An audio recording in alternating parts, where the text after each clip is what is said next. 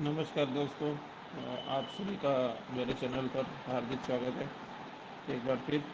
और मैं ये फिजिक्स ऑप्शनल की जो लाइव क्लासेस ले रहा हूँ इसमें आपका स्वागत करता हूँ मैं आप सभी का।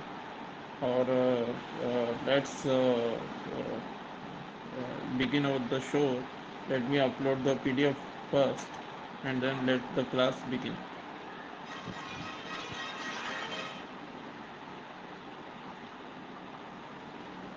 Okay. So, as we had seen in the previous class, that we had covered up to here, right? This we had covered, and after that,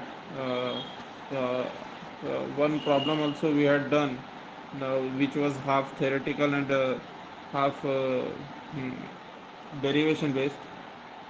Not derivation exactly, but it was like some we had to describe the limitation of a single stage rocket and the advantages of a multi stage rocket. That was the thing. So uh, let me change the color. This is very dull. Okay. So multi stage rocket is just a combination of, and this all these things we had done already. So I had told you that you should revise and come to the class next time. So hopefully you must have revised. So let's go towards question number 2. Find the velocity of the rocket assuming that gas is ejected at constant rate alpha. Find the velocity of the rocket assuming that gas is ejected at constant rate alpha and at constant velocity with respect to it. ठीक है ना। अब ये question में क्या बोल रहा है देखिए। वेलोसिटी और रॉकेट की निकालनी है। अज्यूम करना है कि gas is ejected at constant rate alpha. मैंने आपको पहले ही बताया था कि जब भी कोई रॉकेट टेक ऑफ करता है, यदि कोई रॉकेट यदि मेरे पास है और वो जब उड़ान भरता है, ठीक है ना, तो हम यहाँ पे आइडियल सिचुएशन कंसिडर कर रहे हैं कि गैस कांस्टेंट रेट अल्फा से इजेक्ट हो रही है करके। Gas gas constant rate alpha से इजेक्ट असल लाइफ में नहीं होती है। असल लाइफ में क्या होता है, जब रॉकेट जस्ट स्टार्ट होता है ना ज़मीन से, जब रॉकेट जस्ट ज़मीन से स्टार्ट होता है, तब तब उसके जो एग्जॉस्ट गैसेस की वेलोसिटी है वो बहुत ही कम होती है, ठीक है ना। और जैसे जैसे हाइट बढ़ती है उसकी, जैसे आप कार को स्टार्ट करते हैं, बाइक को स्टार्ट करते हैं, शुरू में कार या बाइक ठंडी रहती है, खासकर विंटर्स में।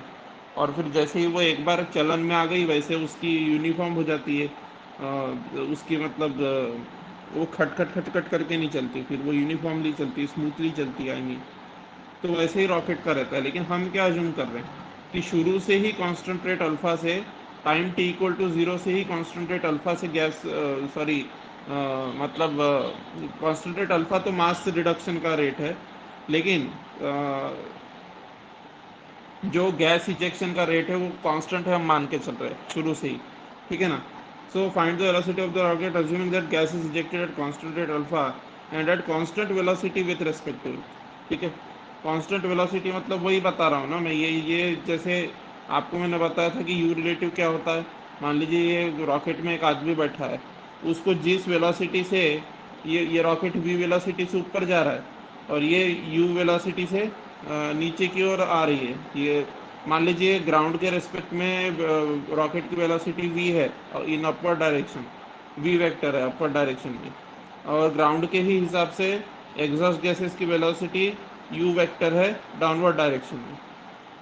पर ये जो रॉकेट में बैठा हुआ आदमी है, इसको तो ये लगेगा कि रॉकेट स्टेशनरी है, तो ये रॉकेट में बैठे हुए आदमी के हिसाब से क्या हो जाएगी एग्जॉस्ट गैसेस की velocity, it will B you relative vector, ठीक है ना। then this u relative vector is equal to u minus v. I had already told you, okay. This has been covered in the previous class. I am just brushing up it once again.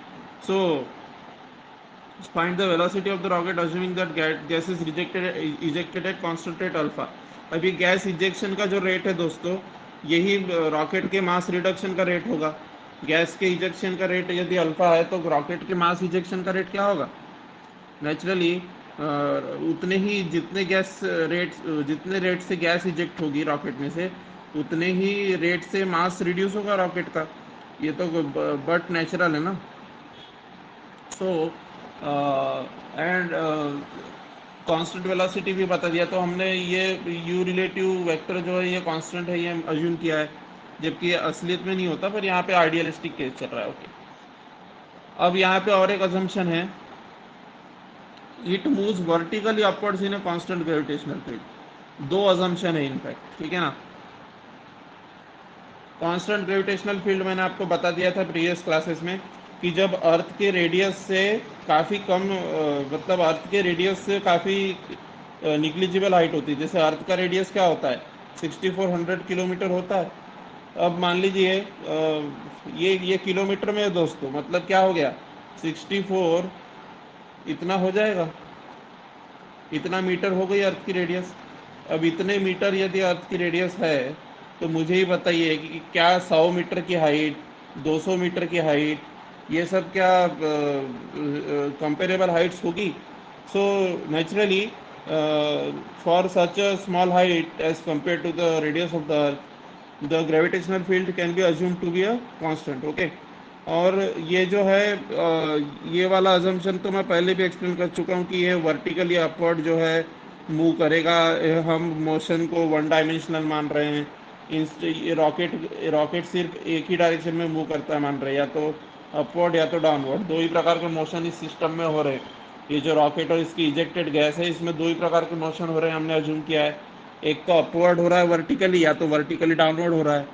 मतलब rocket इस तरीके से नहीं चल रहा है, किस तरीके से, इस तरीके से, इस डायरेक्शन में ग्राउंड ऐसा है और रॉकेट ऐसा नहीं चल रहा है, ऐसा नहीं है। हमने मान लिया है ये बात पूरी, ठीक है ना। So and that it moves vertically upwards in a constant gravitational field. Also calculate the total distance travelled by the rocket in time t. So देखिए दोस्तों, ये भी पी वाई क्यू है। ओके, यूपीएससी के मेन यूपीएससी मेंस में physics optional का ये P Y Q है। और ये पूछा गया था, आई थिंक सो 1990s के कोई एरा में पूछा गया था ये क्वेश्चन, ठीक है ना। देख लीजिएगा, प्रीवियस 30 ईयर के क्वेश्चन मैंने आपको डाउनलोड करने बोले ही है, तो उसमें आपको दिख जाएगा ये क्वेश्चन भी, ठीक है ना। तो what we have to do in this question now, see as the gas is ejected at constant at alpha greater than zero. अब देखिए अल्फा ग्रेटर देन जीरो ही होगा नेचुरली। देखिए क्या होगा, मैंने आपको पहले ही बताया था कि जो जब भी मास रिड्यूस होता है, तो ये क्या होगा, D M by D T क्या होगा हमारा, माइनस अल्फा के बराबर होगा। क्यों होगा D M by D T minus alpha के बराबर? क्योंकि हम मान के चल रहे हैं कि जो अल्फा है that is greater than zero. Okay, alpha is greater than zero, but we have to we know this thing very well that as mass will decrease with time, है कि नहीं। ये देखिए D M by D T negative क्यों होगा मैं बताता हूँ। मान लीजिए time T equal to zero पे, मान लीजिए time T equal to zero पे जो मास था, वो मास क्या था, मान लीजिए 2 किलो था, ऐसा कोई हाइपोथेटिकल रॉकेट मान लेते हैं। और टाइम टी इक्वल टू 1 पे मान लीजिए इतना हल्का कोई रॉकेट है कि 2 किलो का वजन 1 किलो हो जाता है। तो अब बताइए मुझे D M by D T का वैल्यू कैलकुलेट कीजिए, इसके लिए क्या होगा। नेचुरली ये इनिशियल है, ये इनिशियल है और ये फाइनल है। So what will be that, final minus initial. Final minus initial मतलब 1 - 2 upon 1 - 0, this will be that. So d M by D T का वैल्यू क्या आ रहा है, -1/1, which will be equal to -1, है कि नहीं। So d M by D T का वैल्यू जो है ये -1 के बराबर आया है। So this is very clear thing कि D M by D T minus होना चाहिए। So naturally we will have to take alpha greater than zero. Why we have to take alpha, why we are assuming that alpha is in fact greater than zero? Why are we assuming that? Because, just a second. uh, okay. So just a second, there was some disturbance. Okay, so why, as we have written alpha is greater than zero, that's why we can write dm by dt equal to minus alpha. Okay, so this is just a convention, nothing else. because the negative sign also we have to show mathematically, so that's why we have put it here. Because the digits we can't put, we have to derive the equation in general. So naturally अगर in general equation को derive करना है तो minus sign वाला ही फंडा काम करेगा उसमें। वो फंडा तो काम नहीं करेगा कि डिजिट डिजिट जो है वो ये हो रहा है, ठीक है ना। जस्ट अ सेकेंड, ये बहुत डिस्टरबेंस कर रहा है। Okay, so as you can see F external equal to minus, oh, so much disturbance, disturbing elements are here. So हम कहाँ पे थे? Yes. So f external, अब ये देखिए, अब ये शुरू से मैं बताता हूँ। अभी आपको ये बात तो समझ में आ गई होगी यहाँ तक की। As the gas is ejected at constant rate alpha greater than 0, so m equal to m naught minus alpha t। ये कहाँ से आया भाई साहब? ये कहाँ से आया? देखिए मैं बताता हूँ। ये तो समझ में आ गया होगा आपको, ये तो मैंने समझा दिया था, ठीक है। अब ये देखिए m equal to M naught minus alpha T, ये कैसे आया? देखिए कांस्टेंट रेट अल्फा है ना, कांस्टेंट रेट अल्फा है जो कि ग्रेटर देन 0 है, ठीक है। अब ये इस रेट से अभी मैं क्या लिख सकता हूँ? m equal to M naught. M naught क्या है? इनिशियल मास है। ये क्या है? मास एट टाइम t है। तो यदि मैं ये dm by dt into T, ठीक है ना, इससे यदि मैं इसको मल्टीप्लाई कर देता हूँ, so what will be the final mass? मैं तो यही बता रहा हूँ ना, m not plus d M by D t into t, this will be the formula for final mass, right? क्योंकि यहाँ पे अब यहाँ पे थोड़ी पता है हमें कि रेट ऑफ चेंज ऑफ मास जो है वो निगेटिव है कि पॉजिटिव है, हमें नहीं पता ना। इसलिए यहाँ पे मैं ये मान करके चल रहा हूँ कि रेट ऑफ चेंज पॉजिटिव है ओरिजिनल फॉर्मूले में, पर यहाँ से हमें पता चलता है कि rate of change of mass negative है। सो जैसे ही मैं यहाँ पे सब्सटीट्यूट करूंगा, जैसे ही मैं वहां सब्सटीट्यूट करूंगा तो क्या मिलेगा मुझे? M naught minus alpha into T. अब ये तो यूनिटरी मेथड वाली बात है दोस्तों, ये तो बचपन का ही है। ये वाला formula, I think there should not be any problem in this formula, M equal to M naught minus alpha T. Why should not be there any problem? Because देखिए एम नॉट इनिशियल मास है और M mass है time T पे। M naught initial mass है, ठीक है ना, m naught initial mass है और एम है मास टाइम टी पे। और मैं अगर मास को मास में से माइनस कर दूं, कितना मास मेरा माइनस हुआ है, ठीक है। This is what is this rate of change of mass, okay. अब rate of change of mass multiplied by time, rate of change of mass multiplied by time क्या होगा? टोटल मास रिडक्शन ही होगा, है कि नहीं? अल्फा रेट से अगर mass reduce हो रहा है तो अल्फा को मैं टाइम से मल्टीप्लाई कर दूंगा तो क्या मिलेगा मुझे? Naturally I will get total reduction in mass. Yes, so that's why m naught minus alpha t, okay. Now f external is equal to minus mgi. Why minus mgi cap? Because I am considering motion only in one dimension and let this direction be I. ये direction को I मान लिया मैंने, one dimensional खड़ी direction, vertical direction को। तो upwards direction will be i cap और downward direction will be minus i cap. समझ में आ रही ना बात आपको? तो उसी हिसाब से एफ एक्सटर्नल जो है, as it is acting in the downward direction, so it will be minus M G I cap, ठीक है। तो ये भी समझ में आ गया। Now the general equation of rocket motion, what is it? The general equation for rocket motion is, ये भी मैंने आपको पिछले क्लासेस में बताया था कि जनरल इक्वेशन क्या होता है रॉकेट मोशन का, वो रिमेंबर करने के लिए बोला था, याद कीजिए। Equation of motion of rocket derive कर रहे थे तब मैंने ये रिजल्ट को याद रखने के लिए आपसे कहा था। And U relative, what is it? U relative अभी बताया क्या होता है। तो naturally U relative will be minus we naught by minus we naught I cap, why is it minus we naught I cap? Because I am assuming it. Okay, यहाँ पे दिया है क्या क्वेश्चन में? देखिए नहीं दिया है, लेकिन मैं ऐसा मान के चल रहा हूँ कि यू रिलेटिव को मैं मान लेता हूँ माइनस वी नॉट मान लेता हूँ, ठीक है, minus we naught I cap मान लेता हूँ। So we can write what we can write, यहाँ पे जो यू रिलेटिव आया है ये इक्वेशन ऑफ मोशन में, यहाँ पे इसके जगह पे मैं minus we naught I cap लिख सकता हूँ। क्यों minus we naught I cap लिख सकता हूँ? मान लीजिए नीचे की डायरेक्शन में माइनस वी नॉट इसका with respect to exhaust gases का velocity with respect to rocket मान लीजिए वी नॉट है नीचे की डायरेक्शन में। मैंने पहले ही बताया कि मैं आई कैप मान चुका हूँ इस डायरेक्शन को, ठीक है, तो नीचे की डायरेक्शन क्या होगी? माइनस आई कैप होगी। अब नीचे की डायरेक्शन माइनस आई कैप होगी तो नीचे की डायरेक्शन में रॉकेट के रिस्पेक्ट में एग्जॉस्ट गैसेस नीचे की डायरेक्शन में जा रही है। As the exhaust gases are going in the downward direction with respect to rocket, so the velocity will be minus v naught I cap. Why? Because v naught into minus I cap will be that thing, क्योंकि minus i cap नीचे की direction है, इसलिए ये minus sign आया है। समझ में आ रही है बात? तो ये वाली इक्वेशन को मैं लिख सकता हूँ इस रूप में, M D V by D T equal to minus M G minus we naught और ये सब, ठीक है, ये लिख सकता हूँ, लिख सकता हूँ या लिख सकता हूँ, आप ही बताइए।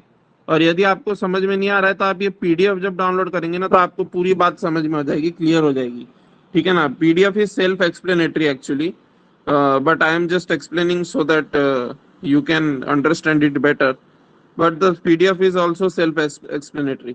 Okay, so m dv by dt, as you know कि dv by dt तो पॉजिटिव होगा। क्यों पॉजिटिव होगा?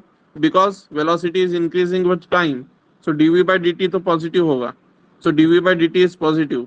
Okay, and you know already यहाँ पे आई कैप वगैरह क्यों नहीं लिखा है इस इक्वेशन में? ये इक्वेशन वैल्यू सब्स्टिट्यूट की तो आई कैप वगैरह के रूप में क्यों नहीं की? क्योंकि मोशन इज वन डायमेंशनल दोस्तों। जब भी मोशन वन डायमेंशनल होता है तो आई कैप जे कैप लिखने के बजाय मैं सिंपली पॉजिटिव और निगेटिव लिख सकता हूँ, ठीक है ना, जब भी मोशन वन डायमेंशन में होता है तब। इसलिए मैंने यहाँ पे आई कैप बाई कैप लिखने के बजाय, आई कैप जे कैप ये सब लिखने के बजाय यहाँ पे सीधे सीधे साइन सब्स्टिट्यूट कर दिए हैं। डीवी बाई डी का साइन पॉजिटिव, तो so cap test positive, F external यानी माइनस एम जी आई कैप, माइनस एम जी आई कैप नीचे की डायरेक्शन में लग रहा है। So I have written it minus M g. Now why will I write i cap? Because motion तो i cap की direction में है ऑलवेज, या तो ऊपर है या तो नीचे है, मतलब आई कैप की डायरेक्शन में मोशन है, तो फिर क्यों मैं ओनली माइनस और प्लस साइन लिख देता हूँ ना, क्यों मैं आई कैप लिखूं, है कि नहीं? तो माइनस एम जी लिख दिया। यू रिलेटिव क्या है? माइनस वी नॉट है, DM by D T minus alpha है। नाउ यहाँ पे बहुत सिंपल अलजेब्रा यूज की गई है, आप देख सकते हैं। Minus am not alpha T G, ये देखिए, ये चीज को मैंने ये लिख दिया। ये जो DV M DV by D T है, इसको कहाँ से ये कहाँ से लाया M naught minus alpha T? मैंने आपको पहले ही बताया था, मास एट टाइम टी किसके बराबर होगा? बताइए मुझे, मास एट टाइम टी किसके बराबर होगा? M naught minus alpha t के बराबर होगा ना। M naught is the initial mass. जब इनिशियल मास को, इनिशियल मास में से मैं rate of change of mass multiplied by time को, मतलब मास रिडक्शन जितना हुआ है, जितना इनिशियल मास है उसमें से मास रिडक्शन को माइनस करूंगा तो मास एट टाइम टी मिलेगा, मास एट टाइम टी मिलेगा, ठीक है ना। तो मास एट टाइम टी ये है, मास रिडक्शन ये है, और इनिशियल मास ये है। That's why the mass at time T is M naught minus alpha T, ठीक है ना। समझ में आ रही बात आपको? सो आई हैव सब्स्टिट्यूटेड m की जगह पे M naught minus alpha T everywhere. Now dv by dt, as you can see, this m naught by alpha t has been taken to the right hand side, and this equation becomes like this, and dv by dt का value ये आ जाता है यहाँ से। now as you can see we have to actually integrate now, so dt इधर चले जाएगा और ये इंटीग्रेशन का साइन यहाँ पे आ गया, ये देखिए, वेरी सिंपल जेब्रा। अब यहाँ पे देखिए दोस्तों, तो नोटिस करने का पॉइंट ये है कि यहाँ पे हम दो प्रकार का इंटीग्रेशन कर सकते हैं, या तो डेफिनेट इंटीग्रेशन कर दो या तो इंडेफिनेट इंटीग्रेशन कर दो। ठीक है ना, दो प्रकार का इंटीग्रेशन यहाँ पे संभव है। ठीक है, जस्ट अ सेकेंड। ओके, सो दो प्रकार का इंटीग्रेशन यहाँ पे संभव है, या तो ये कर दो, मतलब डेफिनेट इंटीग्रेशन करो या तो इंडेफिनेट इंटीग्रेशन करो। ठीक है, डेफिनेट इंटीग्रेशन यहाँ पे मैंने इंडेफिनेट इंटीग्रेशन किया है वेलोसिटी के लिए। ठीक है, लेकिन आप डेफिनेट इंटीग्रेशन भी कर सकते हैं। डेफिनेट इंटीग्रेशन में क्या लिखेंगे आप? नेचुरली आप यहाँ पे 0 to v लिखेंगे। ठीक है, जी 0 to t आएगा। ठीक है, और ये एज यहाँ पे भी टाइम 0 to t है, तो ये 0 to t आएगा। समझ में आ रही ना बात आपको? And why this alpha v naught has been taken outside the integral? Because this is a constant. You know, you have already been told कि v naught is a constant. v naught मतलब u relative, मतलब exhaust velocity की exhaust velocity rocket का constant है, बता दिया गया है। और rate of ejection of mass भी कांस्टेंट है। Rate of ejection of mass constant multiplied by velocity of exhaust gas is constant. So alpha v naught will also be a constant. So alpha v naught has been taken outside the integral. ठीक है, तो यहाँ definite integration से भी करके देखिएगा, मैंने indefinite से किया है, सिर्फ आपको डिमॉन्स्ट्रेट करने के लिए कि इंडेफिनेट इंटीग्रल से भी आ सकता है answer. So as you can see the integration becomes like this. Okay, so अगर इंडेफिनेट इंटीग्रेशन होगा तो नेचुरली फिर कांस्टेंट c1 भी आएगा, फिर कांस्टेंट ऑफ इंटीग्रेशन भी आएगा जो कि c1 है। ठीक है ना। Now at time t equal to 0, देखिए अब यहाँ से टाइम t इक्वल टू 0 पे v equal to 0, so from equation 1 time t equal to 0 पे v इक्वल टू 0 है, तो v इक्वल टू 0 सब्स्टिट्यूट कीजिए, t इक्वल टू 0 कीजिए। ठीक है ना, टाइम t इक्वल टू 0 पे v इक्वल टू 0 क्यों है? क्योंकि टाइम t इक्वल टू 0 पे रॉकेट जमीन पे था। टाइम t इक्वल टू 0 पे रॉकेट जमीन पे था, तो उसकी वेलोसिटी 0 थी, स्टेशनरी था वो। ठीक है, so substituting this values we came to know about the constant of integration c1। ठीक है ना, now we have substituted the constant of integration in this and we got the final result. आपका homework क्या है वो भी मैं बताता हूँ। होमवर्क, आपका होमवर्क ये है कि ये जो फॉर्मूला मैंने इंडेफिनेट इंटीग्रेशन से निकाला है, वेलोसिटी के लिए जो एक्सप्रेशन मैंने इंडेफिनेट इंटीग्रेशन से निकाला है, वो आपको डेफिनेट इंटीग्रेशन से निकाल के आना है। ठीक है ना। सो यहाँ पे क्या पूछा था, देखिए क्वेश्चन में, वेलोसिटी ऑफ द रॉकेट। ठीक है ना, also calculate the distance travelled by the rocket. यहाँ पे शुरू में पूछा तो वेलोसिटी ऑफ द रॉकेट, और लास्ट में पूछा also calculate distance travelled by the rocket. ठीक है, तो देखिए आप बताइए मुझे, वेलोसिटी ऑफ द रॉकेट यहाँ से आ गई ना निकल के। अब ये मैथमेटिकल स्टेप्स में समझाते नहीं बैठूंगा दोस्तों। ठीक है ना। सो वेलोसिटी ऑफ रॉकेट आ गई, ये बहुत इजी है, क्योंकि देखिए ना आप ही ये सब लगा सकते कॉमन सेंस। ठीक है, ये यहाँ पे लॉगरिदम का रूल यूज किया है। ठीक है, इतना तो आता ही होगा, फिजिक्स ऑप्शनल लिया है आखिर आपने, कोई आर्ट्स का ऑप्शनल तो नहीं, आपका ये आर्ट्स का बैकग्राउंड तो नहीं ही होगा, नहीं नहीं रहेगा ना भाई आर्ट्स का बैकग्राउंड, तो इतना तो मैथ्स आता ही होगा कि ये क्या होगा इसका लॉगरिदम वगैरह ये सब। ठीक है, आप ये समझ सकते हैं। नाउ इक्वेशन नंबर 2 से, फ्रॉम इक्वेशन 2 बोल रहा है वो, ये इक्वेशन से देखिए, v को मैं ds by D T substitute कर सकता हूँ। ठीक है ना, तो ds बाई डी टी मैंने सब्सटीट्यूट कर दिया, फिर ये dt का ये ds बाई डी टी का dt भी इधर जाएगा। अब देखिए दोस्तों, यहाँ पे मैंने डेफिनेट इंटीग्रेशन से किया है सॉल्व। ठीक है, आपका होमवर्क ये है कि आपको इस एक्सप्रेशन को इंडेफिनेट इंटीग्रेशन से सॉल्व करके लाना है। ठीक है ना, दो प्रकार के मेथड यूज कर सकते हैं, दोनों में आंसर सेम आएगा, final answer will be the same in both the methods. Even if you use definite integration or indefinite integration, the final answer is going to be the same, but you have to try this। ये as जो v वाला जो है expression, ये मैंने कैसे निकाला, indefinite से निकाला। तो डेफिनेट से आपको इसको निकाल के लाना है, और मैं इसको डेफिनेट से निकाल रहा हूँ। डिस्प्लेसमेंट, सॉरी, डिस्टेंस ट्रेवल्ड का जो एक्सप्रेशन है उसको मैं डेफिनेट से कर रहा हूँ, तो आपको इनडेफिनेट से करना है। इसको घर जाके इंडेफिनेट से करके देखना, ठीक है ना। और एग्जाम में मैं आपको रिकमेंड करूंगा कि यदि आपने वेलोसिटी डेफिनेट से निकाली है, जैसे यहाँ पे दोनों चीजें निकालनी थी आपको, क्वेश्चन के एक पार्ट में वेलोसिटी और दूसरे पार्ट में डिस्टेंस। तो वेलोसिटी अगर आपने डेफिनेट इंटीग्रल से निकाली है, तो मैं रिकमेंड करूंगा कि जो डिस्टेंस है वो भी डेफिनेट इंटीग्रल से निकालिएगा। एग्जाम की बात कर रहा हूँ, मेन एग्जाम की। सी ठीक है, वेलोसिटी अगर डेफिनेट इंटीग्रल से निकालिए तो डिस्प्लेसमेंट भी डेफिनेट से निकालिएगा, और वेलोसिटी अगर इनडेफिनेट से निकालिए तो डिस्प्लेसमेंट भी इनडेफिनेट से निकालिएगा। फॉलो ओनली वन कन्वेंशन, या तो always use definite integration in your answers, और always use indefinite integration in your answer. Both of them will are going to fetch the same marks for you. But अगर आपने आधे question में definite use किया और आधे में indefinite use किया, so that doesn't look very good to the examiner. Okay, examiner को इम्प्रेस करना आपका मुख्य उद्देश्य है वैसे भी, ठीक है। तो ऑन इंटीग्रेटिंग ये आ जाएगा।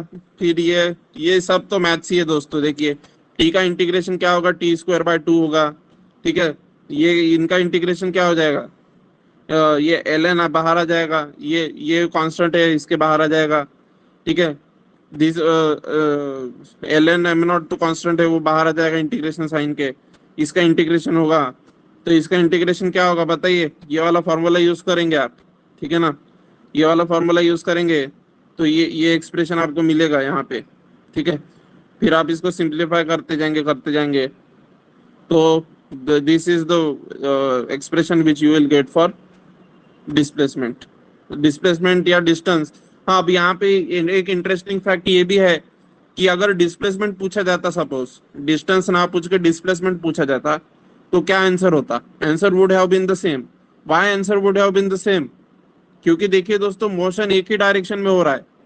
मोशन ये वर्टिकल डायरेक्शन में ही हो रहा है मात्र, और वर्टिकल डायरेक्शन में भी ऐसा ऐसा नहीं हो रहा है कि रॉकेट ऊपर जा नीचे वापस आ रहा है, ठीक है ना। रॉकेट अगर ऊपर जाके नीचे वापस आता तो distance and displacement would have been different things, but as the rocket is moving only in the upward direction, only and only in the upward direction, so what is happening, the distance and displacement both are same, as the motion is only in a single direction and that too rectilinear, one dimensional motion है, और ऊपर से motion एक ही direction में, वापस भी नहीं आ रहा है वो, ठीक है ना।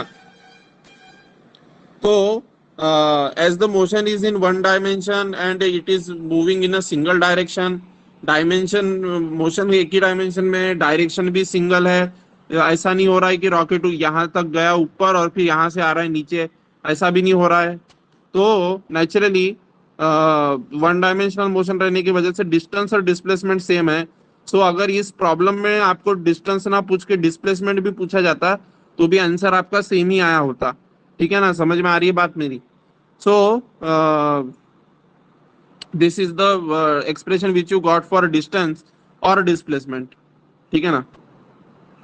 This is the expression which you got, ठीक है। अब ये देखिए दोस्तों, आप काफी सारे लोगों को ऐसा कहेंगे कि यहाँ पे मैंने मैथमेटिकल स्टेप्स एक्सप्लेन नहीं किए हैं, बट मेरा ऐसा मानना है कि यदि आपने यूपीएससी के एग्जाम में फिजिक्स ऑप्शनल सब्जेक्ट लिया है तो आपका इतना आईक्यू लेवल तो होना ही चाहिए कि इतने सिंपल सिंपल मैथ्स के स्टेप्स जो यहाँ पे दिए हुए हैं, ये मतलब पीडीएफ इज सेल्फ एक्सप्लेनेटरी। आपको ये पीडीएफ को डाउनलोड करना, बस ये पीडीएफ डाउनलोड करनी है और कुछ नहीं, ठीक है ना। अब देखिए, अत्यधिक ज्यादा भी स्पून फीडिंग अगर टीचर करा के देना तो फिर बच्चे बिल्कुल एज ग्रांटेड लेने लगते हैं, ठीक है, और वो उनका मानसिक विकास के लिए अच्छा नहीं रहता। So your homework is to revise and come this entire PDF. मतलब यहाँ तक कि ये क्वेश्चन नंबर 2 जो है ना, इसको आपको घर जाके ट्राई करना है, समझने की कोशिश करनी है अगर समझ में नहीं आया है तो। और अगर समझ में नहीं आया तो वीडियो फिर से देखिए, मैंने सबको जितनी भी चीजें समझाने लायक थी सब समझा दी है, सिर्फ मैंने मैथमेटिकल स्टेप्स नहीं समझाई है। And I don't think there is any need to explain the mathematical steps. Okay, so thank you very much. जय हिंद, जय भारत, अपना ख्याल रखिएगा। छोटी सी लाइफ है, एंजॉय कीजिए। और गुड नाइट सुब्रती शब्दकर, थैंक यू। मिलते हैं 2-3 घंटे में फिर से अपने एक शानदार वीडियो के साथ। और अपने नेक्स्ट वीडियो लेक्चर में मैं आपको अगले प्रॉब्लम की ओर लेके चलूंगा, जो जो ये थर्ड प्रॉब्लम है। This is a very interesting problem. और ये भी आपका पीवाईक्यू है यूपीएससी के एग्जाम का। वहां पे आपको मिल जाएगा ये पास्ट 30 ईयर के क्वेश्चन पेपर डाउनलोड करेंगे। Exact year I don't know, but yes, that is also a important question which had come in your exam. Okay, so I will keep the lecture up to this only. Thank you very much.